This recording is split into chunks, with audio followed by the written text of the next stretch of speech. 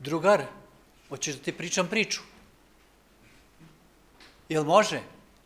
Ajde dođi kod mene ovde. Nećeš da dođeš. A tu sedneš u prvu klupu, a ja ću ovde. Jel može? Ni to. Pa šta ćemo onda? Sad moramo da svima da pričamo. Ako sam hteo samo tebi.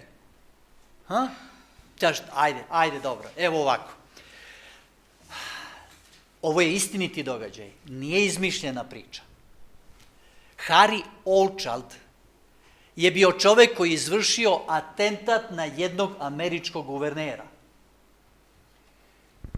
Nije imao sreće, tako je on mislio, zato što su ga uhvatili. Ali nije imao sreće, kako ljudi kažu, jer je, nažalost, guverner podlegao ranama, iako su ga odmah odvezli u bolnicu. I vi znate da kada neko zbog takvog jednog čina bude osuđen, a bio je osuđen na električnu stolicu, ne zato što je ubio takvog jednog velikog zvaničnika, nego zato što je njegov dosije bio pun raznih drugih zlodela što je radio. U takvim slučajevima u posetu može da dođe samo otac, majka, supruga i deca, ako on to ima. Međutim, u jednom momentu u posetu njemu je došla jedna žena. I on se prvo začudio kako to kada niko nema pravo drugi da dođe, a ona je tu došla. Međutim, ona nije mnogo, počela je da s njim da priča, ona kaže, ne, ja neću da pričam ni sa kim, samo sa advokatom. On kaže, dobro, da li mogu da vam dam jedan poklon? I u jednom lepo zamotanom papiru je bilo svetopismo. Kad je to otvorio i kad je video da je to Biblija, znate šta je počeo da radi? Počeo je da kida, da cepa listove i da baca po celoj ćeliji. Šta ste mi doveli ovu ženu? Samo mi još sveštenik fali ovde. Niko mi ne treba. I počeo je da udara rukama i nogama po onim rešetkama i viče stražanu, vodite je odavde, vodite je odavde. Ništa, čovek kad je video, žena kad je videla da ne može ništa da uradi, otišla je. I kada se umorio od tog svog divljanja, seo je, uzeo je jedan list koji je otkinuo i počeo da čita. Jer Bogu tako omile svet. A vi znate ceo taj tekst. Jovan 3,16. I razmišljao je, istražio je, stražar, zovite ženu nazad. A ona došla kući i zove upravnik zatvora, kaže, gospođo, znam šta ste doživeli, ali on vas traži ako hoćete da dođete. I ona je došla i on je kazao ovako, kažite mi, da li je ova knjiga istinita? Kaže, da. Da li je tačno sve što piše u ovoj knjizi? Kaže, apsolutno tačno. Da li je tačna svaka rečenica koja piše u ovoj knjizi? Kaže, naravno. I onda on počeo da čita. Jer Bogu tako omile svet. Kakvi su ljudi na svetu? I lažu, i kradu, i ubijaju, i svašta rade, a Bog je za takve ljude dao svog sina. To je neverovatno. Kaže, jeste, to se dogodilo. Dobro, ali ovde piše još nešto. Da ni jedan, da li se to ni jedan odnosi na sve ljude? Kaže ona, da.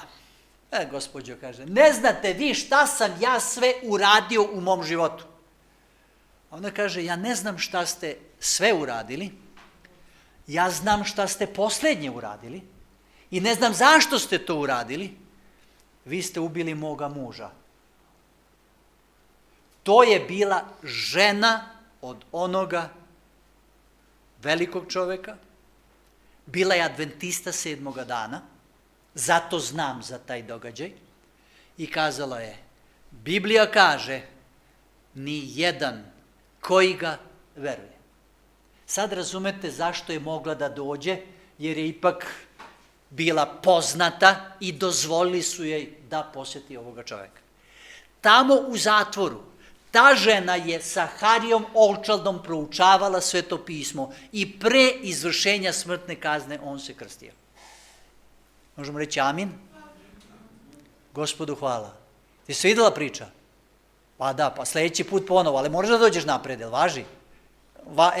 Klimno je glavom, znači bit će tako. Dobro. Verujem da je to jedno ohrabrenje i za sve nas. Nastavljamo dalje sa našim proučavanjem. U stvari, prošli put ja sam vam dokazao da sam grešnik, pa sam održao 5. temu, pa sad se vraćamo na 4. Pa malo samo, evo da vidimo šta smo sve, znači govorili smo o obećanju Svetoga Duha, je li tako? O celta na krštenje, to su Sveti Duh, Hristos vonas. Danas govorimo o čistuvanje so Sveti od Duha, onda ova 5. je bila prošli put, ali možete na internetu pogledati i podsjetiti se na nju. Zašto je važno? Šta se događa kada Isus napadne našu ličnost? Možda sam upotrebio jedan malo čudan izraz. Kako to da nas napadne, kad mi moramo da sami dozvolimo Bogu da tako bude, ali vidjet ćete. U Jevrejima poslanici u 12. poglavlju, samo citiram napamet taj biblijski tekst, kaže da je Bog za greh oganj koji spaljuje. To je razlog zašto čovek ne može da opstane u Božjoj prisutnosti. Jer kada bi se Bog nama pojavio, znate kad ljudi kažu, i kad bi ja video Boga, onda bi ga verovao. Ali ne bismo ostali živi zbog toga što smo grešni. Ali Hristos koji živi u nama, onda je situacija potpuno drugačija. Jedna devojčica je došla u crkvu zajedno sa svojom bakom. Baba Lenče mi je rekla da u utorak puni 95 godina. Je li tako, Baba Lenče? Pogledajte, Bog je taj koji daje. Zašto Bog to sve čini? On nas čuva, On nas vodi, ali onda tu su i naša deca za koju se molimo, a tu su i naši unuci. I ova baka je dovela svoje unuče i propovednik je govorio o tome kako Hristos treba da bude u nama. A onda je ona pitala, bako, da li stvarno Isus može da živi u nama? Baka je kazala, da dušo, Isus želi da živi u nama ako mi to dozvolimo. A onda je postavila sljedeće pitanje, a da li je Isus veći od nas? Znate, deca kad počnu da postavlja pitanje, kaže, da dušo, on je veći od nas. A onda kaže, ako Isus živi u nama, ako je veći od nas, zar onda deo njega ne bi trebalo da se vidi kroz nas? Ajde razmislite o tome. Da li je to istina? Da li je to istina? Da li će se videti da Hristos živi svoj život u nama? Idemo na prvi biblijski tekst iz Malahije, 3. poglavlje. Malahija 3, 2. i 3. Malahija 3, 2 i 3. Но кој ќе го издржи денот на неговото доаѓање и кој ќе устои кога ќе се јави он, зашто он е како оган што растопува и пепелници што чисти. Па ќе седне он да претопува и да чисти сребро и ќе ги очисти синовите на Левија и ќе ги претопи како злато и како сребро, за да му принесат жртва со правда. Svi znate za taj drevni događaj i to se tako radi, to je pretapanje nečega što ima trosku, nečega što ima prljavštinu, nešto što ne valja, da bi moglo da bude srebro ili zlato čisto. Znate li kolika temperatura mora da bude da bi bilo zlato očišćeno? 1064 stepeni. 1064 stepena. Sva nečistoća pri toj velikoj temperaturi ispliva skroz gore i onda oni ljudi koji to rade, možda ste to gledali, imaju tako neke velike, kako kažem, kao kašike, nešto što skupljaju tu nečistoću, ta šljaka. A Elena White u čežnji vekova nam kaže sledeće. Ние му се спротиставуваме на гревот и го победуваме само преку моćното действување на третото лице на боженството. Преку Светиот Дух, верникот станува учесник во боженствената природа. Da li možete da zamislite ovo? Šta se događa sa vernikom? U čemu on, ako bude očišćen od troske, od onog što ne valja, u čemu učestvuje? U Božjoj prirodi. Neverovatno. I onda nastavlja dalje. Христос го дал Светиот Дух како божествена сила за да не надвладае. Šta nam je dato? Zašto kaže da nadvladaje? Zašto? Zato što mi sami nismo sposobni da pobedimo sami sebe. Mi ne možemo da pobedimo sami sebe. Zato je potrebno da dozvolimo da Duh Sveti to čini. Zbog čega? Nastavljamo citat. Треба да се победат сите наследени и стекнати склонности кон злото. Христос е оној што очистува и преку својот дух ја зголемува температурата, а главната цел е да го види својот лик во нас. Dakle, Ellen White kaže da kroz Svetoga Duha mi možemo da pobedimo kakve? Sklonosti. Šta smo nasledili od svojih roditelja? Dobro, fizionomiju, ali da li smo nasledili i neki karakter? Jesmo. Da li imamo određene sklonosti prema nečemu što nije dobro? Da. Da li smo u toku svoga života mi sami nakupili opet svoje sklonosti kao onome što nije dobro? Da. Kaže, to moramo da pobedimo. I ovdje se spominje da smo mi grešnici iz dva razloga. Po nasledstvo i po dva po izbor.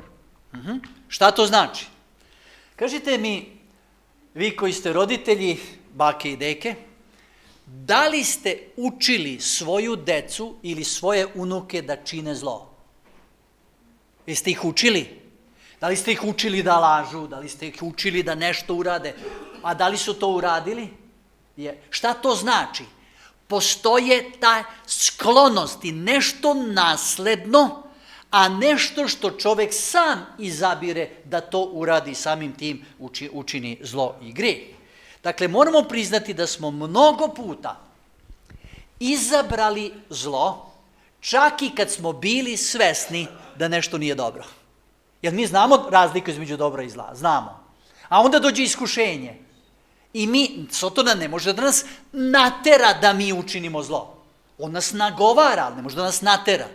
Međutim, zapazite, izbor. Znamo da nešto nije dobro, a ipak to uradimo. Biblija ovu grešnu prirodu naziva zemaljski čovek. I znate, apostol Pavle je veoma jasan i kaže, ako bismo nastavili da živimo tim načinom života, nažalost, završit ćemo jednoga dana da budemo izgubljeni. Nasuprot tome, ako Duh Sveti boravi u nama, ako mu dozvolimo da savlada tu našu grešnu prirodu, tada ćemo kakvu prirodu dobiti? Božansku. Sad moram nešto da vam priznam. Znate, postoji takozvana sistematska teologija. Neću vas mučiti mnogo oko toga, ali mogu vam kazati da to nekad može da bude opasno, jer mi koristimo ljudski jezik, ljudske misli, ljudska odsećanja, da bismo razumeli volju Božju. To je ono što je Timče postavio pitanje na biblijskoj pouci. Ne možete apsolutno sve razumeti. Ne možemo jednostavno da razumemo sve. Sad, molim se isto tako i za mene, kada pripremam proučavanja i teme, da iznesem tako da bude razumljivo. Ali se isto tako molim i za vas, da Gospod Duhom Svetim, jer On je nadahnuo svoju reč, da isto tako nadahne nas, da možemo da razumemo. I zato Biblija govori o 4 prirode. O 4 prirode. Kakva je ta priroda naša? Библијата зборува за 4 човечки природи. Под 1 искварена, расипана или грешна, под број 2 религиозна, но телесна, под број 3 духовна и под број 4 победоносна, совршена.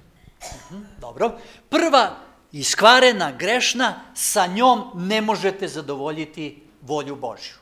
Jer čovek nema uopšte želju da služi Bogu. Druga je religiozna, ali zapazite, ipak telesna. Prihvata Božje postojanje, ali čovjek nije doživeo promjenu svoga karaktera. Telesna priroda nije prirodno čoveku, ali takvi smo. To je nešto između. Treće je duhovna priroda, željna Boga, ali nije mu predala sebe. Verujemo, želimo da živimo, ali nemamo snage i nismo to sproveli u svom životu. I četvrta je savršena priroda, pobedonosna. Koja je naša? Koja je moja? Neću da pitam za vas. Odgovorite nam sami za sebe. Koja je moja?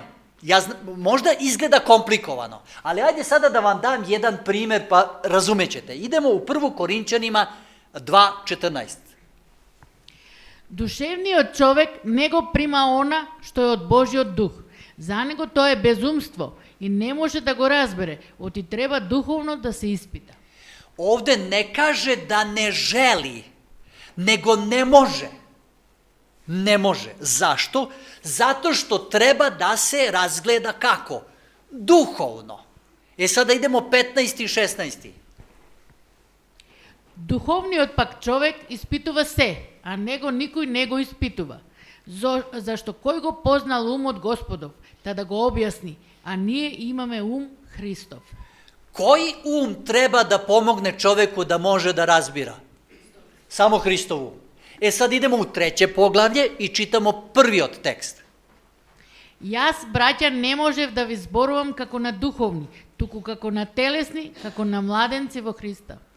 Jer vidite sad taj problem koji Pavle kaže? Ja hoću da vam pričam duhovne stvari, ali kako da razumete kada ste telesni? I tu je sada problem sa čime se on bori. Dakle, imamo tri prirode. Kakav? Природен, телесен, духовен. I Pavle kaže, iako su mnogi hrišćani, nisu duhovni. Čak i ako sede u crkvi, nisu duhovni. Da li mogu da sedim u crkvi, a da moje misli budu tamo na njivi, na poslu, na nekom drugom mestu? Jel može? Može. A on kaže, u vama ima telesnosti. Dobro? Šta on misli? Drugim rečima, niste se još uvek potpuno predali Bogu.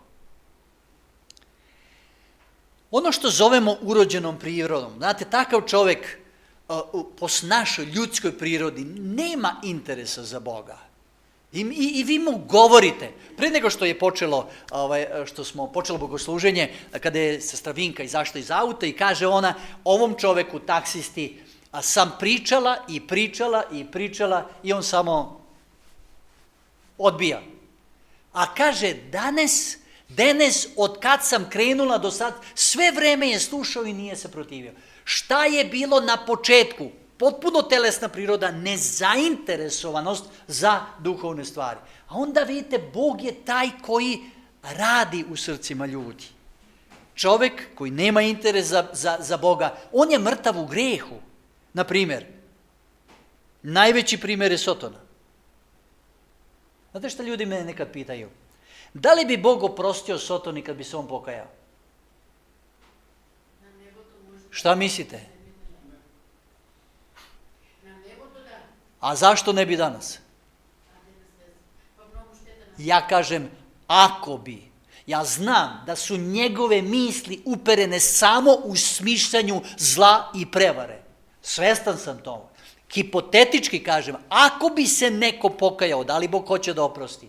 To što se neće dogoditi, to je zbog njegove prirode koja je sada postala samo zla. Ali Bog zaista hoće da oprosti. Sad, šta je rezultat? Šta su ljudi uradili kad se odbaci uticaj Svetoga Duha, kada se, kako kaže, pohuli na Svetoga Duha, tada, nažalost, više nema povratka. Drugo je telesna priroda. Telesna priroda. To je religiozna osoba koja želi da sledi Boga, ali ne želi da mu se preda. Još uvek ima nešto što ga sprečava. On sve zna, on sve razume, ali u nečemu ga još uvek se o to nadrži. Da bude to potpuno predanje. Naprimjer, Saul i David. Kažite mi, kakav je bio Saul u početku? Izveštaj kaže, u momentu kada je se susreo sa Samuilom, kaže, dade mu drugo srce, čak je počeo da prorokuje. Se sjećate kada kaže, pozorio i Saul među prorocima. Kakav je bio u početku? Je li bio duhovan? Jeste. Ali se nije u potpunosti predao Bogu. David, da li je bio bolji od Saula? Je li bio predan? Je li bio poslušan? Jer izvojevao pobedu? A kažete mi, šta je uradio sa Vicavejom? Znate li koliko je prošlo vremena dok nije shvatio da je pogrešio? 1 godinu dana. Zamislite 1 godinu dana živeti u grehu. I posle toga on piše 32. psalam, svoju pokajničku molitvu, jer je svestan šta je uradio. To je veliki teret. Savest ga je ukoravala, dok na kraju Bog nije poslao. Sjećate se one priče koju Natan, jel tako, priča, eto, čovek 100 ovaca, a ovo ima 1, a on uzeo od onoga jednoga i tako dalje. Telesna priroda, međutim, iako je pogrešio, iako je učinio i greh, iako je i poslao čoveka u smrt, nije on ga ubio, ali ga namestio sve da ovaj pogine. David je tražio oproštaj i predao se Bogu. Saul nije. Kakav je problem Laodikeje? Vruć, hladan, mlak. Kakvo je stanje? Neko je rekao da izgleda ovo mlako gore nego kad je neko vrući, čak i kad je hladan, pa taj što je hladan može da se promeni, zagreje. Kakav je bio Savle? Razumete? Zašto je čovek mlak? Pa zato što je odlučio. Odlučio je. Možda mi želimo da budemo topli, ali popuštamo grešnim željama i polako nas vuku dole. Znate, jednu stvar ispunjavamo, neku drugu ne, i onda polako postajemo slepi, duhovno slepi za ono što je ispravno. Mi smo goli, bez Hristove pravde, a jedino sa njim. Znači, znate, kakva je naša pravda? Šta kaže Isaija? Kao prljava haljina. Šta su uradili Adam i Eva da bi pokrili svoju golotinju? A stavili su smokvino lišće. I sada nekoliko tvrdnji. Nalazimo se u očajnom stanju, a to ne želimo da priznamo. I to je problem. Niko ne želi da prizna pogreške. Jako je teško priznati pogreške. A ne možemo da priznamo ako ne vidimo. A ne možemo da vidimo ako smo oholi i puni sebe. A Laodikejac šta kaže? Bogat sam i obogatio sam se i ništa ne trebam. Jel to nije duhovna oholost? Ništa ne treba. Šta imaš ti meni da kažeš kakav sam ja? Ili ti, ili što ti meni govoriš? I vam izgledam malo grub. Malo, jel? Dobro. Znate, ja samo prepričavam ono što je Isus rekao za Laodikeju. A šta je rezultat takve prirode? Udaljenost od Boga. Elena White u knjizi Misli sa gore blagoslova kaže sledeće. Најмоćното упориште на беззаконието во нашиот свет не е безбожниот живот на отфрлениот грешник или некој што е на маргините, туку животот што се прикажува како благороден и чесен, а во кој се негува еден греф и се ужива во едно беззаконие. Koliko je dovoljno da budemo odvojeni od Boga? Koliko? Eden greh. Jedno bezakonje. Samo jedno. Samo jedan greh koji nismo predali Bogu. Treća stvar u onom podsjećanju što smo jeste duhovna priroda. Šta to znači? Osoba ne želi da greši, traži od Boga vodstvo, traži od Boga silu, kao u molitvi Oče naš, ne navedi nas vo iskušenje, zaštiti nas. Neprestano posvećenje. Dao ću vam jedan primjer, odnosno dva. Jovan Krstitelj i Noe. Da li su bili grešni? Ali su se predali Bogu. Posljedica duhovne prirode je spasenje. Upravo zato što nisu savršeni, odnosno bezgrešni, oni su imali apsolutno poverenje u Boga i to ih je držalo. Konačno, četvrta stvar je pobedonosna priroda. Šta to znači? Svakodnevno sa Bogom. Zato je primjer Mojsije i Ilija. Stih za dar. Hvala ti za ovu poruku. Pazite, Ilija je neprestano zavisio od gore. Niko nije bio tu da mu da hleba, da mu da hrane. Svakoga dana je samo gledao gore.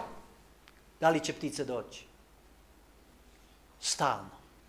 Imamo tekst u Naum 1.9. Што сте намислиле против Господа? Он ќе стави крај на се и неволите веќе нема да се повторат. Zapazite, nikada više se nevolje, greh neće ponoviti.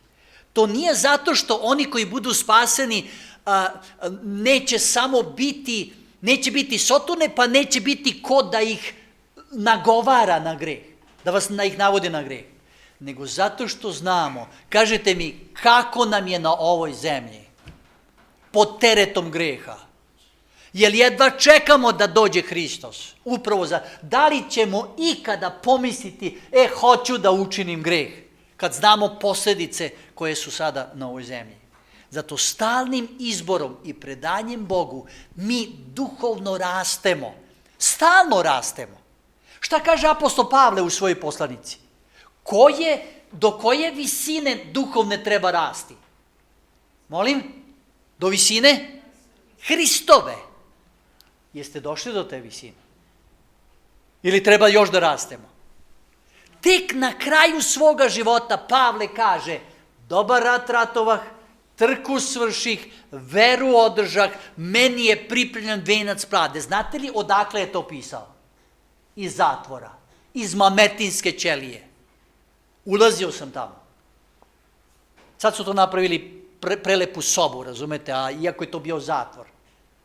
Posljednja poslanica, 2. Timotiju. I on kaže,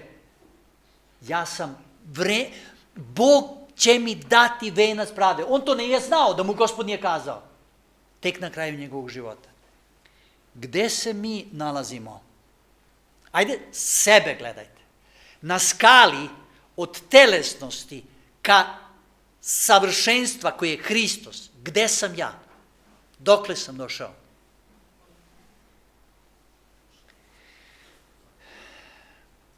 Može da se dogodi? Jednoga dana smo duhovni. Jednoga dana se molimo, proučavamo, duhovno smo jaki. A onda dođe sutrašnji dan, a mi klonemo i pogrešimo. Duhovnost. To je borba. To je borba koju vodimo sami sa sobom. U danima kada je osvojen Zapad u Sjedinjenim Američkim Državama, bilo je mnogo zemlje, a jako malo ljudi. Doseljenika je bilo zaista jako malo. I država je davala besplatno imanje I ljudi su, to je bilo tog 19. veka, i ljudi su došli na određeno područje i sve što su na neki način okružili, to je bilo njihovo, i razdaljina između jednoga farme i neke druge je mogla da bude 20-30 kilometara, sve je to bilo njihovo. Dakle, nije bilo gradova tada još u to vreme, ali se dogodilo da se pojavi požar. U preriji, usred velike vrućine, zapali se i vatra počinje da dolazi. I farmeri su gledali u kom pravcu vetar duva. Nije bilo vatrogasaca. Ko da vam pomogne kada je sledeći tamo 30 km dalje, a treba na konju da odete tamo, nemate vremena da stignete i da se vratite natrag, da tražite neku pomoć. Znate li šta su radili? Zapalili bi vatru oko svoje farme. Bilo je to žito i to je bilo hrana za njihovu život za sledećih godinu dana. Ali da bi sebe sačuvali, sve su to morali da zapale, da ta vatra ode na susret vatri koja dolazi, da ne bi došla do njihove kuće, da ne bi izgoreli.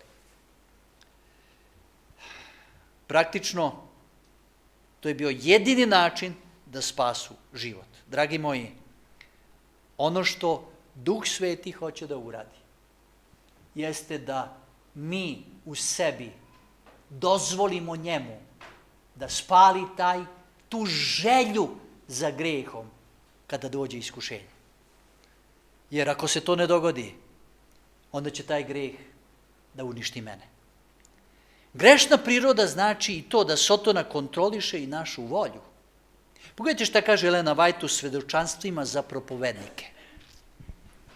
Сатаната е господар на секој ум што не одлучил свесно да му се предаде на Бога. Sotona vrši pritisak na našu volju. Bog daje slobodu izbora, a Sotona vrši, on po svaku cenu hoće da mi predamo svoju volju njemu. Napada. Šta je uradio s Adamom i Evom? Veoma perfidno, ali on je napao i Boga. Je li Bog stvarno kazao da ne smete da jedete? Izaziva sumnju i to radi i danas. A Bog, da li se složio sa tim? Koje prve reči koji su Adam i Eva čuli od Boga? Zapazite da se Bog obraća Sotoni, ne govori Adamu i Evi, nego Sotoni kaže mećem neprijateljstvo između tebe i žene. Doći će neko ko će stati tebi na glavu. Neprijateljstvo. Bog je dao priliku Adamu i Evi da imaju novi izbor. Izabrali su prvi put pogrešno, ali Bog hoće da sada izaberu njega. Mi nemamo snage da nadvladamo greh. Nemamo snage. I zato trebamo da kažemo, Bože, pomozi mi. Elena White citat, čitamo dalje.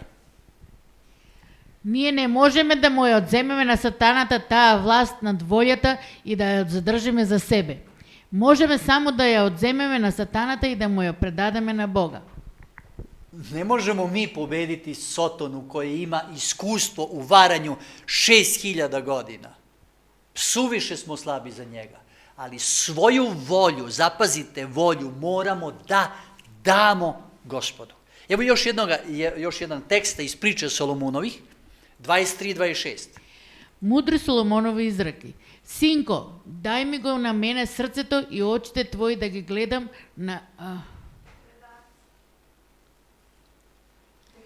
на патиштата мои. Daj mi, Bog traži, daj mi srce svoje. Mnogo puta kažemo, znate kad mi kažemo, Bože, uzmi moju volju. Jel tako kažemo? Uzmi moju volju. Ali Bog neće uzeti. Mi moramo da je damo.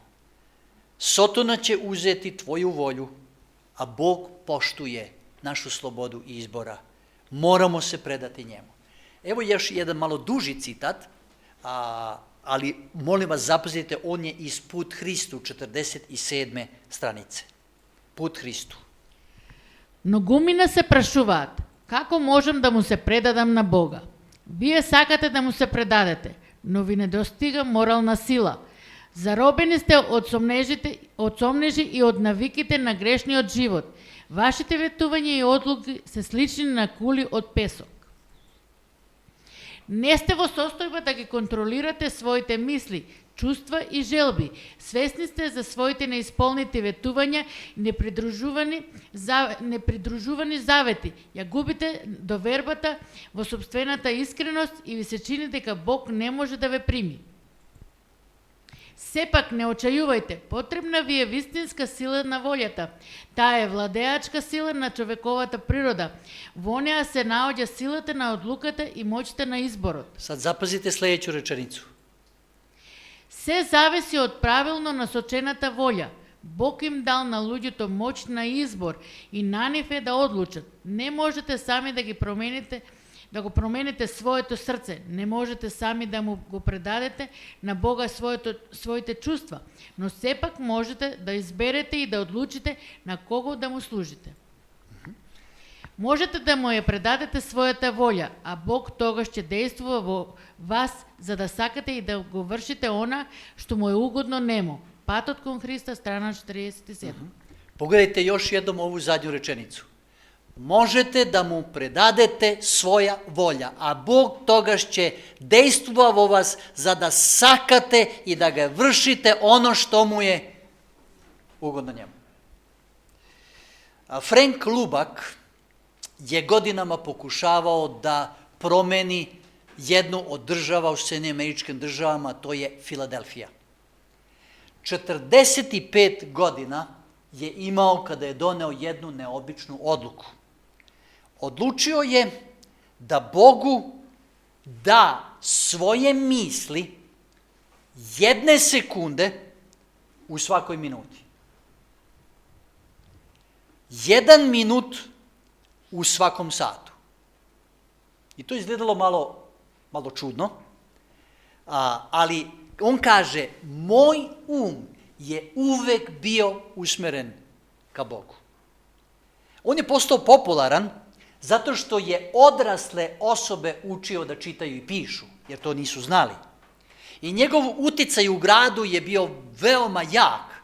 On je pisao čak i dnevnik i onda je često slao te izveštaje svome ocu koji nije živeo sa njim.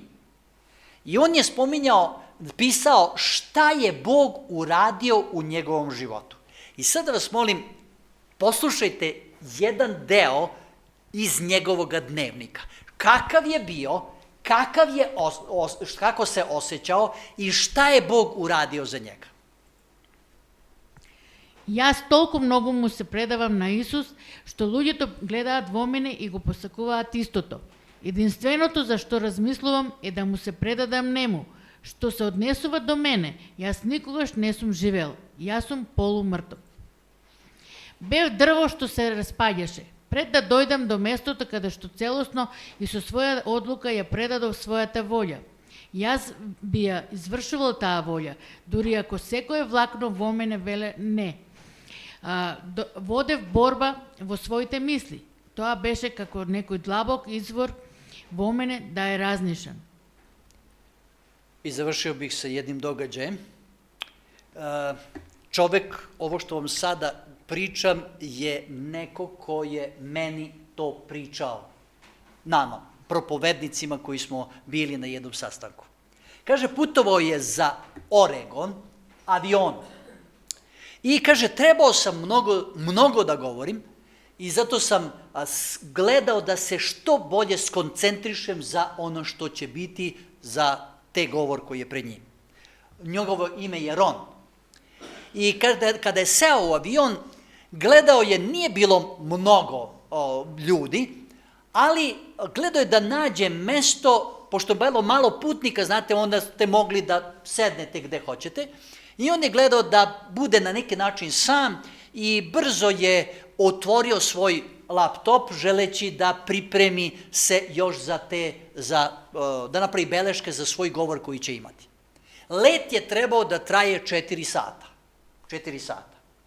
I znao je da kada bude stigao u Oregon, da će imati samo malo vremena da se odmori i da već ujutru treba da ima prvo predavanje.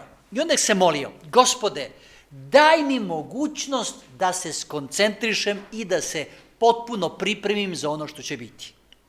Kasnije je kazao, ovo hoću, ali neka bude volja tvoja. I kada je seo, stvarno nikoga nije bilo pored njega i pomislio je, sad ću imati mir i moći ću da se pripremim. I u jednom momentu, korak po korak, dolazi do njega i seda jedna baka od 84 godine. I bila je onako prijateljski raspoložena i postavila je 2 pitanja. Gde idete? I šta ćete tamo da radite? On je rekao da je pastor. To je jako interesantno, kazala je ona. Ja ne znam da se sreli nekada ljude koji postave vam pitanje, a onda ni ne sačekaju da vi kažete šta hoćete, a onda počnu da pričaju o vama, pričaju o sebi. I tako je ona počela da priča, a on je trebao mir, je li tako? I onda se setio, zar nisam kazao, Gospode, hoću mir, ali neka bude volja tvoja. I, znate, propovedniku je uvek problem da sluša. Propovednik voli da priča, ali ne voli baš mnogo da sluša. Ali morao je da sluša. I onda je ona krenula. Ja se vraćam iz Teksasa, jer se tamo moj unuk oženio. I znate, on ima 31 godinu i on radi u mornarici, a pošto su se venčali, sada seli se i živeće na Aljasci, imam jednu ćerku i sve vreme je pričala samo o sebi i o svome životu.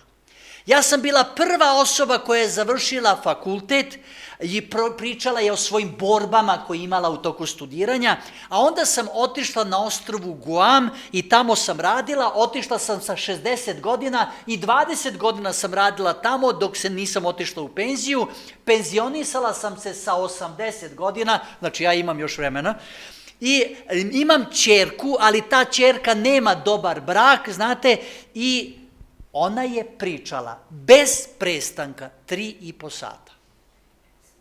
3,5 sata. Okay? On je postavio par pitanja, ali njegov laptop je i dalje bio zatvoren. I pomislio u sebi, izgubio sam 3 sata.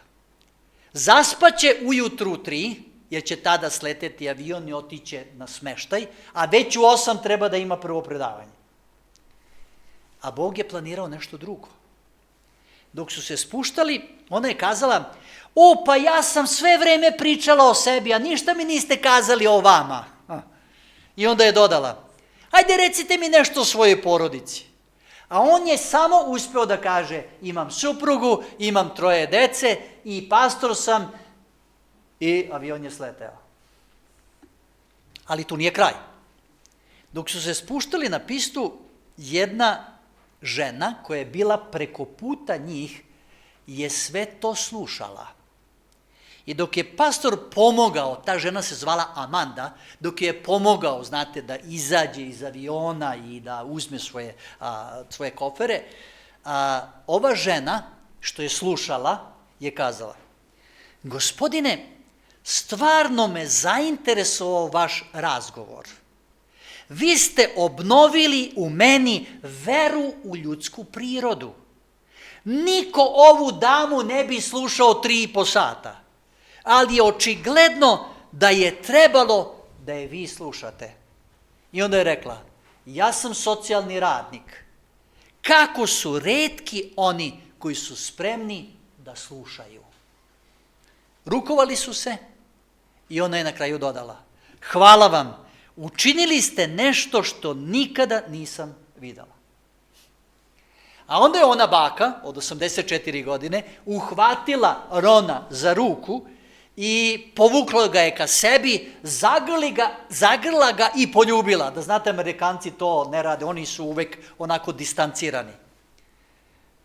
Rekla je, Neka te Bog, sinko, blagoslovi. Dragi moji, samo radom Svetoga Duha možemo biti uspešni. Mi možemo imati svoje planove, svoje želje. Trebalo bi ovo, hoću. Ali, Gospode, šta ti hoćeš da čini? Šta ti želiš? Samo ako predamo svoju volju njemu, on može da radi kroz nas. Jedini način, kako u Rimljanima 10:17 kaže, tako vera biva od propovedanja, a ja bi dodao i od slušanja. I od slušanja. Isti duh koji je nadahnjivao pisce da napišu, sada hoće da nadahne mene, da ja kad čitam da mogu da razumem. Dozvolimo da ta božanska priroda bude u nama. Kako? I završavam posljednji tekst u Galatima 2:20. И јас веќе не живеам, туку Христос живее во мене. А тоа што сега живеам во тело, живеам со верата на во Синот Божи, кој ме засека и себе си се предаде за мене. Neka bude tako. Amin.